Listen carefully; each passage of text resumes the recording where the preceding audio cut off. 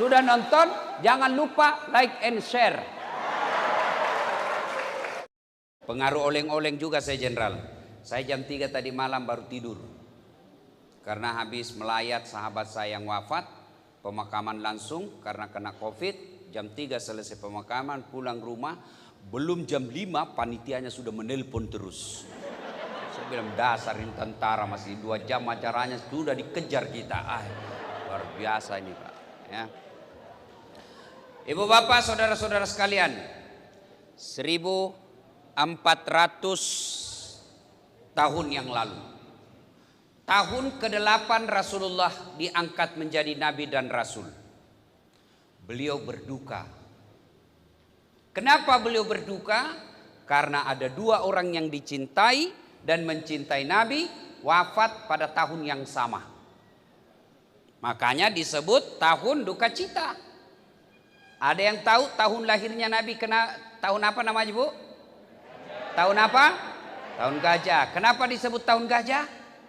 Karena ada gajah, raja yang datang mau menghancurkan Ka'bah pakai kendaraan gajah namanya Abraham, maka disebut tahun gajah. Maka dulu waktu saya kecil diceritakanlah Maulid itu dengan lagu ibu-ibu. Pada zaman dahulu kala, pada zaman jahiliyah, lahirlah seorang Rasul yang terakhir dan mulia. Nah itu cerita soal Maulid. Kemudian disebut tahun duka cita, Isra Mi'rajnya Nabi. Ada lagu-lagunya itu.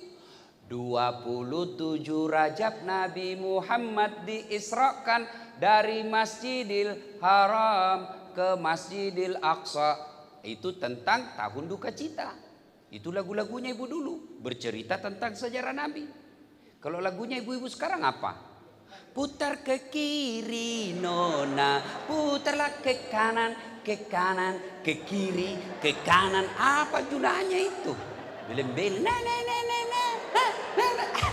apa beda gunanya itu? Itu ibu-ibu dulu bagus lagunya. Marah-marah suaminya, dia menyanyi lagi. Insaflah wahai manusia, bila diriku bernoda. Itu ibu-ibu dulu. Sekarang kalau lalai panggil aku si Jablay. Itu ibu-ibu dulu memang bagus Bu. Padahal istrinya bukan perwira suaminya. Oh bagus lagu-lagunya ibu-ibu dulu. Itu ya. Nah, kenapa disebut tahun duka cita? Karena 2 orang yang mencintai Nabi dan dicintai Nabi wafat pada tahun yang sama. Mencintai dan dicintai. Ada orang mencintai belum tentu cintanya dibalas. Saya cinta sama artis Korea yang sangat cantik. Saya mau sekali sama dia. Dia juga mau sama saya. Saya mau jadi suaminya, dia mau muntah lihat saya. Kalau ini Nabi mencintai dan dicintai. Meninggal pada waktu yang sama. Siapa? Beliau adalah paman Rasulullah dan istri beliau Khadijah. Begitu Nabi bersedih pada tahun itu, maka disebut tahun duka cita. Jadi ibu-ibu, kalau Allah takdirkan lebih dulu meninggal, ya mau kemana pasti meninggal ibu. Orang kaya, orang miskin, raja-raja, rakyat biasa, polwan,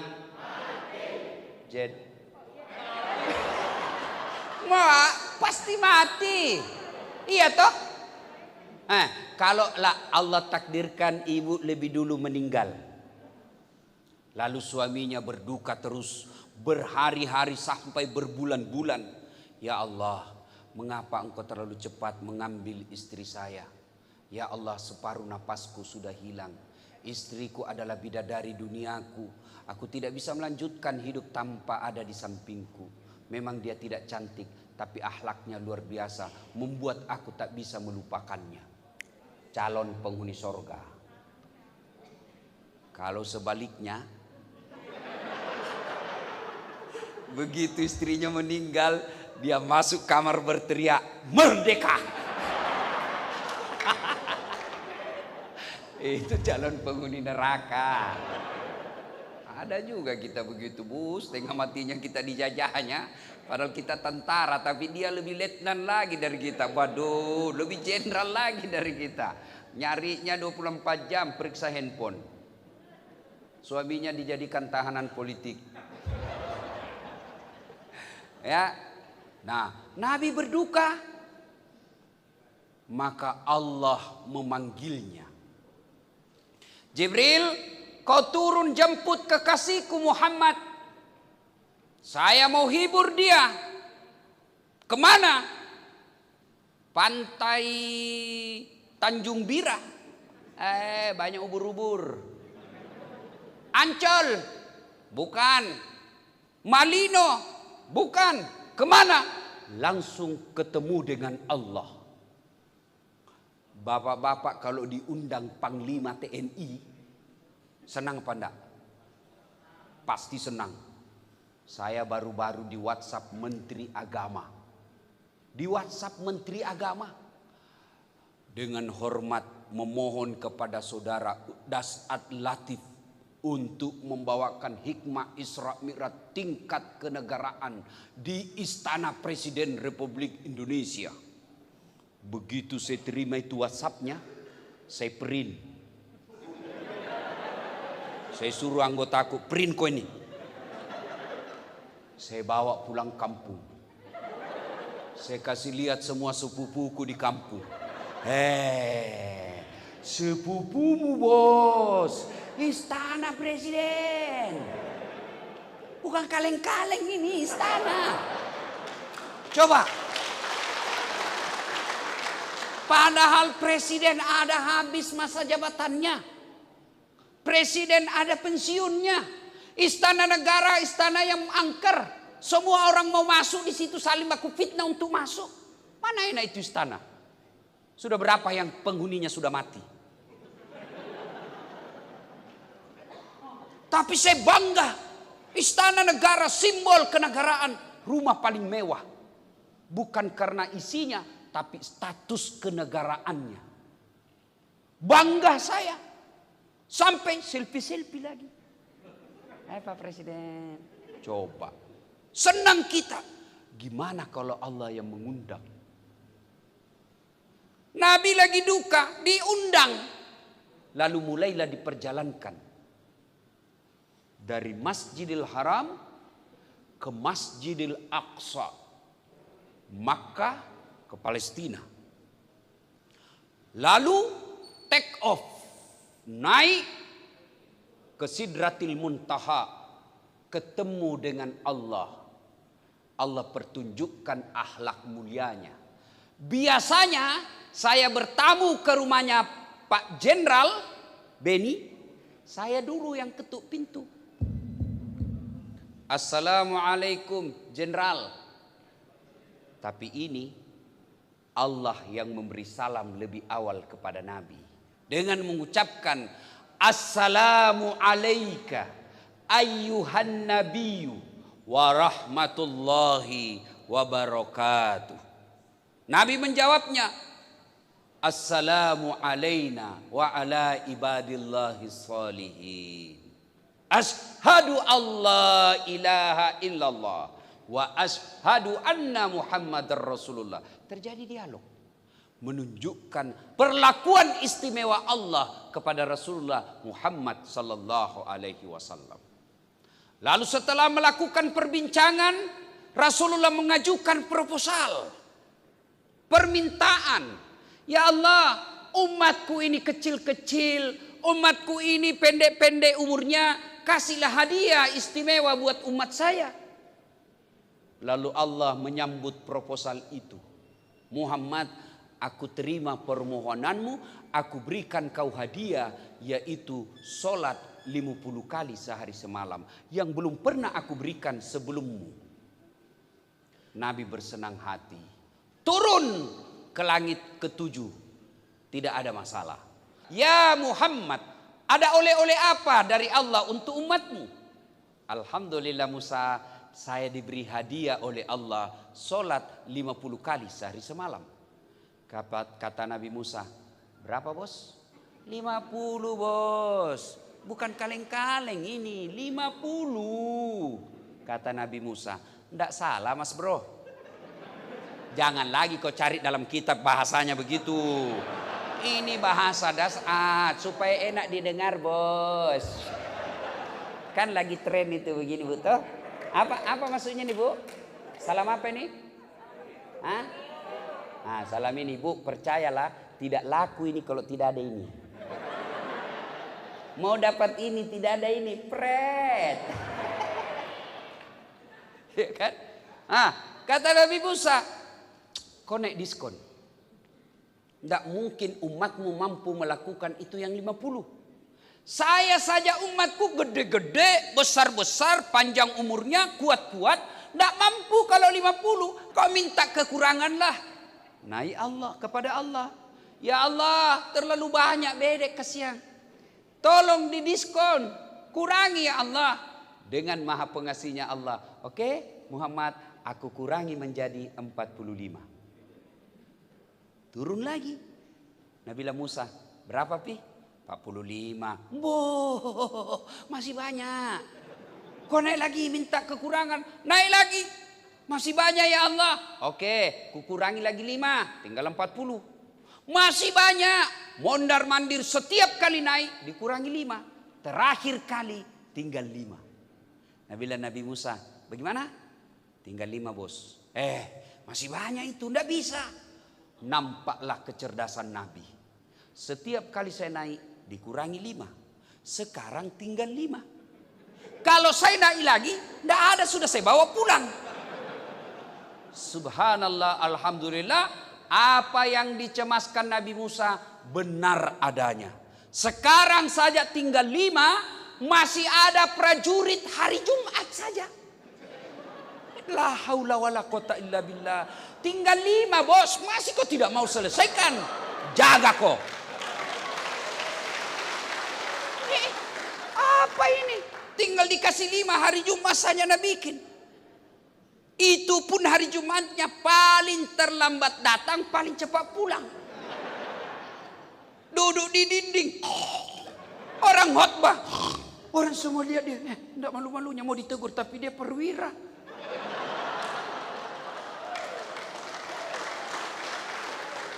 Mana ada yang berani ditegur pak?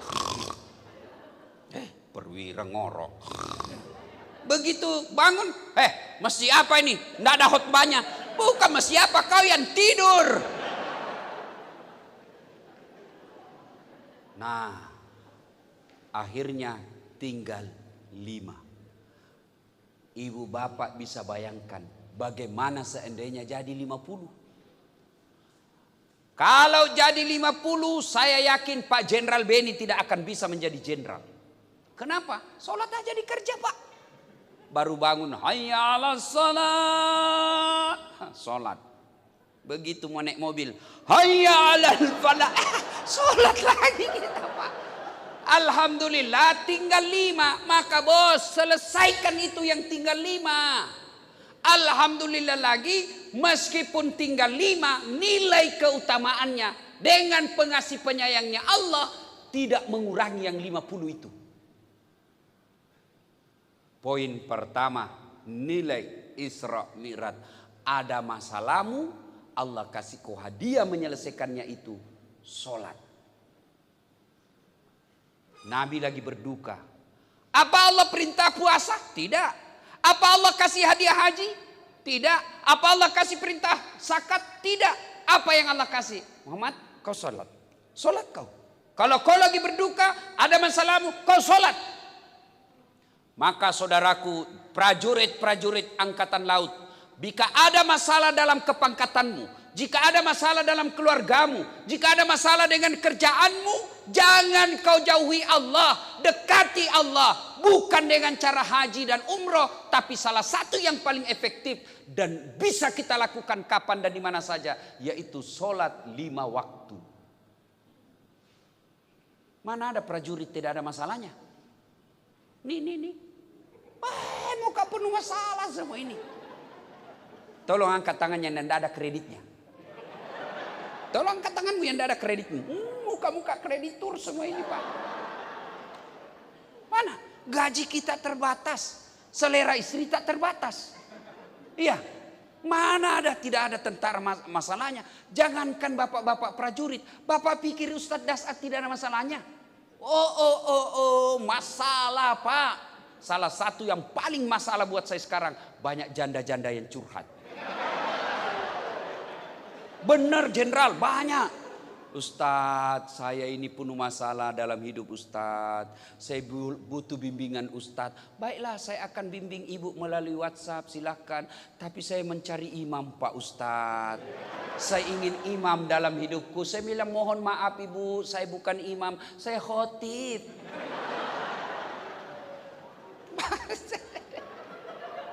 Pak, hidup ini penuh masalah.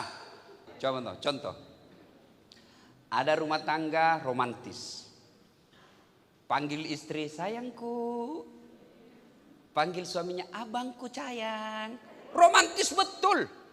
Tapi apa masalahnya? Sampai sekarang masih ngontrak-ngontrak. Ekonomi masalahnya. Ada lagi rumahnya bagus. Mobil mewah.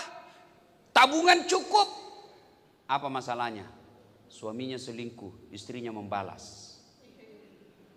Coba, iya toh? Rumah mewah, saling setia, ada lagi masalahnya. Apa? Tidak punya anak. Ayo. Rumah mewah, saling setia, ada anaknya. Selesai masalahnya. Anaknya nakal, kena narkoba. Tidak ada rumah tangga, tidak ada masalah. Semua punya masalah. Maka ketika ada masalah, yuk aplikasinya sholat. Saya sudah sholat Ustadz. Kenapa masalah rumah tangga aku tidak mau selesai? Betul ibu bapak sholat tapi tidak ikhlas. Hayya 'alas sholat. Sholat lagi. Barusan kita duhur. Tidak ikhlas. Saya sholat Ustadz. Betul bapak sholat. Tapi sholatnya tidak sesuai yang diajarkan Nabi. Dia sholat tapi pikirannya kemana-mana. Allahu Akbar. Tadi duit 100.000. Beli pulsa 50.000. Beli coto 30.000. Mana yang 20.000 ya? Allahu Akbar. Belum dia dapat. Sami Allahu liman hamidah. Di mana aku simpannya? Bapak ketawa karena membayangkan diri sendiri toh. Saya sholat Ustadz. Betul sholat. Tapi bapak sholatnya main-main. Allahu Akbar. Bismillahirrahmanirrahim. Ya kena. Ya kena.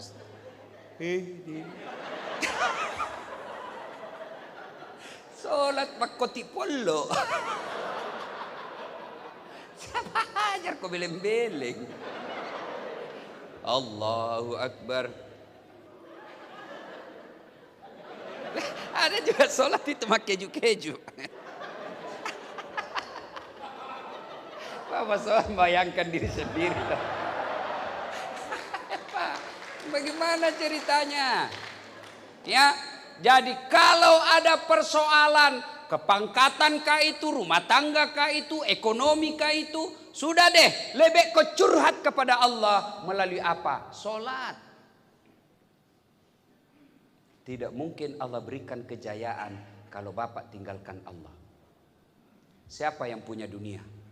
Bapak jadi prajurit supaya dunianya baik. Jujur aja, munafik kalau bukan itu. Saya ngejar profesor di Unhas sebagai dosen, itu karena saya mau memperbaiki dunia saya. Tapi siapa yang punya dunia? Siapa yang punya dunia? Allah. Artinya mustahil Allah kasih dunia kalau yang punya dunia kita jauhi. Contoh. Saya akrab dengan Gubernur Kaltim, Pak Isran Nur. Saya ke Kaltim. Assalamualaikum, Pak Gubernur. Pak Ustadz. Saya lagi di Balikpapan. Saya ada masalah ini Gubernur. Apa Ustadz? Saya mau silaturahmi sama keluarga saya, tapi tidak ada mobilku di sini. Oh, gampang Ustadz. Tapi saya lagi di Jakarta ini. Tidak ada masalah Ustadz. Tunggu. Gubernur telepon ajudan. Ajudan, siap. Tuh ada Ustadz Dasat di bandara. Siap, perintah. Kau bawa ke mobil, isi full tankinya, jangan lupa kasih pembeli pulsa. Siap. Datang ajudan, izin Ustadz, kiriman dari Pak Gubernur, kuncinya full, ada sopir, ini pembeli oleh-oleh. Selesai masalahku soal mobil. Kenapa? Saya akrab sama yang punya mobil. Sebaliknya ada prajurit angkatan laut, tidak pernah ketemu sama ini gubernur, tidak kenal, tidak pernah lihat, sampai ke Balikpapan. Assalamualaikum Pak Gubernur, saya dari angkatan laut dan Lantamal 6 Makassar. Saya lagi di Balikpapan, mau jalan-jalan, izin Pak Gubernur, pinjam mobilnya. Kira-kira siapa ditelepon gubernur? Ajudan? Bukan. Siapa? Kapolres. Tangkap itu, ada angkatan laut gadungan. Coba. Tidak pernah ngadu kepada Allah, tidak pernah ketemu Allah. 5 waktu lepas, hanya ketemu hari Jumat. Paling terlambat datang, paling cepat pulang. Tiba-tiba ada masalahnya, datang kepada Allah. Ya Allah, saya sudah capek hidup ya Allah. Ya Allah, saya sudah capek hidup ya Allah. Malaikat, Allah panggil malaikat, karena dia sudah capek hidup, cabut nyawanya. Begitu. Contoh lagi, ini Pak Jenderal, bintang 1. Mudah-mudahan segera bintang 2. Jangan istri 2 Pak, bintangnya yang 2, bukan istri. Tapi berani Pak Jenderal tadi ini. Barusan saya dapat prajurit Pak, berani bicara poligami depan istri. Biasanya itu kan sembunyi-sembunyi. Ini ada istri beliau, saya bilang dalam hati, hebat juga ini Jenderal ini. Pak, beliau punya ajudan. Kira-kira kalau beliau panggil ajudan, ajudan, apa sikap ajudan? Siap Jenderal. Biar dia lagi tidur, makan pisang goreng, panggil. Itu langsung hilang itu Pak, langsung masuk, ditelan bulat-bulat. Siap perintah Jenderal. Iya toh? Iya Pak Jenderal.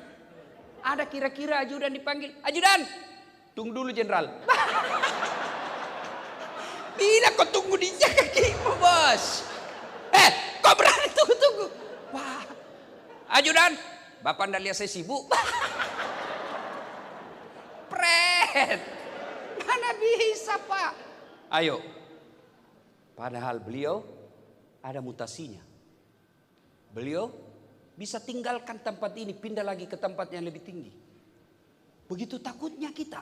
Tidak berani mengatakan tunggu. Tidak berani mengatakan saya lagi sibuk. Lalu kenapa ketika Allah memanggil kalian para prajurit, hayya 'alas shalah. Sini kau. Saya kasih kau. Sini. Kau sholat. Kau sholat dulu. Sholat dulu. Baru Allah membalasnya lagi. Hayya 'alal falah. Ibu bapak tahu itu hayya 'alal falah? Arti sederhananya, sini saya kasih kau kejayaan seperti yang kau mau. Saya mau jadi jenderal. Allah jawab, sini saya kasih kamu. Saya mau rumah tanggaku bahagia. Allah dengar, sini saya kasih kamu. Saya mau lunas utang-utangku. Sini kata Allah, gampang saya lunasi utangmu. Sini kamu. Hayya 'alal falah. Itu artinya, sini saya lunasi utangmu. Sini saya sembuhkan penyakitmu. Sini saya naikkan pangkatmu. Itu hayya 'alal falah. Allah panggil, Allah dengar doa kita. Tapi jawaban kita, tunggu. Lagi ada tamu. Tunggu, lagi ada pembeli. Tunggu, lagi sibuk. Ya sudah kata Allah, ya sudah. Kalau gitu kau tidak mau saya panggil, ya uruslah itu dirimu sendiri. Maka tantangan kita di Isra Mi'raj ini, ada masalah, yuk perbaiki sholat. Demi Allah, tidak ada orang sengsara hidupnya kalau dia baik sholatnya. Saya kasih contoh. Ada prajurit angkatan laut. 1 hari 5 kali datangi istrinya Pak Jenderal. Pagi datang ajak ngomong ibu. Tengah hari datang lagi bawa masakan ala kadarnya khas daerah. Bu, ini namanya jalan kote.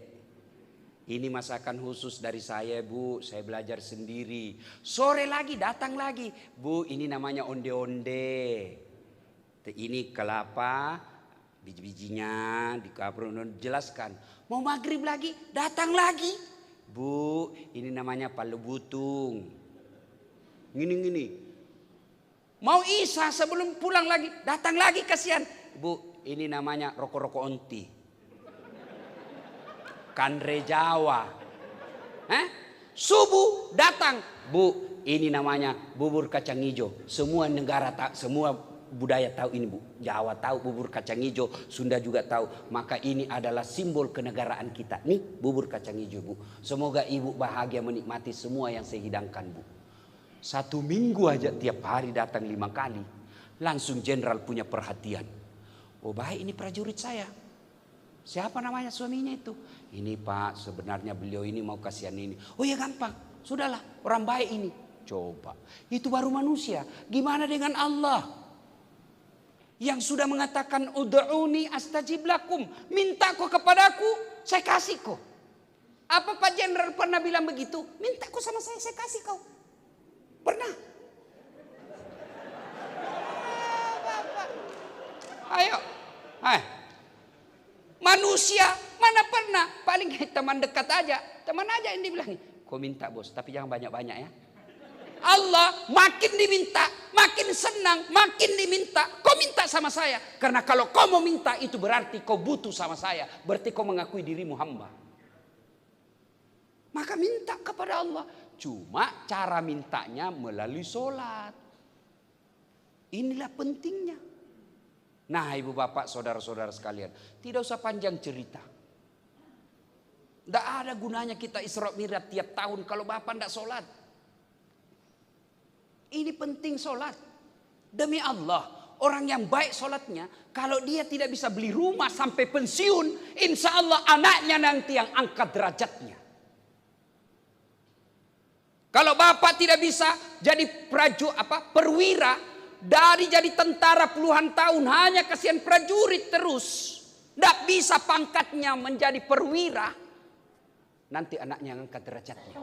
Kalau bapak baik sholat, tapi kalau sekarang jadi prajurit, tidak pernah sholat, ngerjanya nipu kiri kanan, nakut-nakutin orang, tidak pernah menghadap kepada Allah, sholatnya ala kadarnya, maka bukan cuma bapak yang hidupnya hina nanti, tapi anak-anak juga biasa ikut menderita.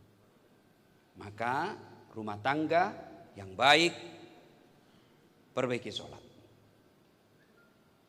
Sholat kita disempurnakan insya Allah. Apa sih susahnya sholat ini? Kami tentara Ustadz. Kadangkala piket Ustadz. Tiba waktu sholat. Bagaimana caranya Ustadz? Bapak, jangankan piket, perang aja Pak boleh sholat. Namanya sholat khauf. Sholat dalam keadaan perang. Gimana caranya Ustaz orang sholat dalam keadaan perang? Nah, misalnya Bapak lagi 10 orang. 5 di depan, 5 di belakang. Saf kedua. Gimana cara sholatnya? Saf pertama, selesaikan 1 rakaat. Saf kedua yang 5 orang, pegang senjata. Yang saf pertama dia selesaikan 1 rakaat. Saf pertama selesai 1 rakaat, dia lagi yang siaga. Saf yang kedua selesaikan 1 rakaatnya. Selesai 1 rakaat saf kedua, saf pertama selesaikan rakaat keduanya, dia lagi yang di belakang saf kedua yang siaga.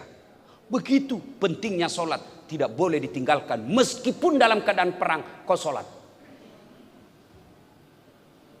Dan sholat ini adalah puncak penghambaan kita kepada Allah Subhanahu wa ta'ala. Sholat ini adalah puncak penghambaan kepada Allah. Maksudnya apa Ustaz? Coba lihat. Puasa, boleh puasa sambil dengar lagu. Lagi lapar. Daripada menghayal kiri kanan, putar lagunya Umi Rama. Mengapa minuman itu haram? Dadadadang.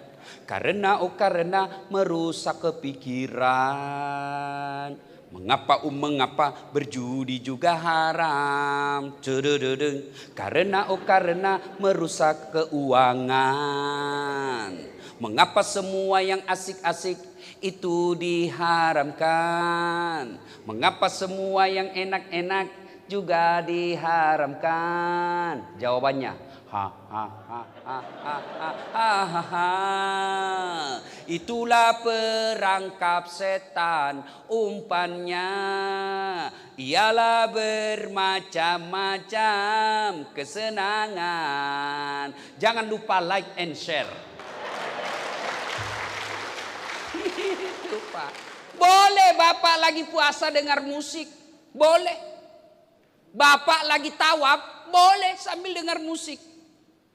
Ya Nabi salam alaika, ya Rasul salam salam alaika. Boleh. Bapak lagi sa'i, boleh dengar lagu. Ilahi salimil umma minal afati wan ni'ma wa min hamdi wa min umma bi ahlil badri ya Allah. Semua salatullah mullah ala toha rasulillah, salatullah salamullah ala yasin habibillah. Boleh sambil haji salawat dengan musik seperti itu, boleh. Ibu bayar zakat, boleh sambil nyanyi.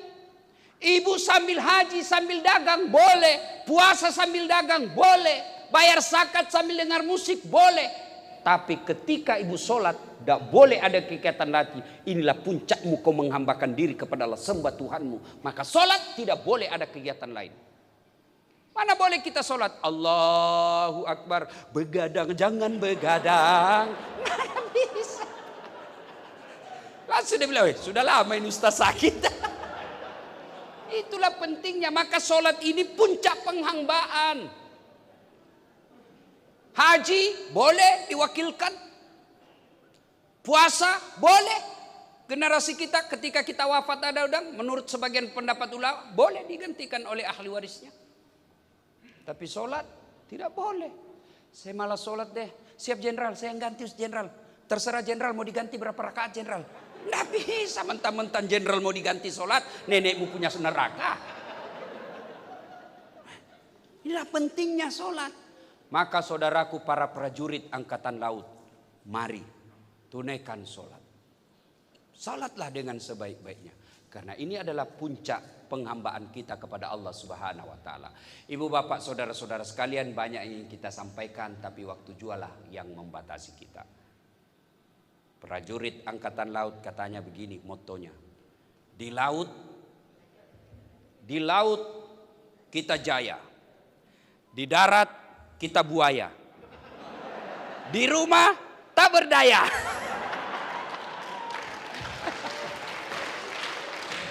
Ibu bapak saudara-saudara sekalian, terima kasih. Kita doakan Pak Jenderal segera menjadi bintang 2. Amin. Sehat walafiat. Teman-teman prajurit angkatan laut yang ada utangnya segera Allah lunasi. Yang suaminya bandel, Allah berikan suami yang soleh. Suami yang takut sama istri, dijadikan istrinya istri yang soleh. Sudah nonton? Jangan lupa like and share.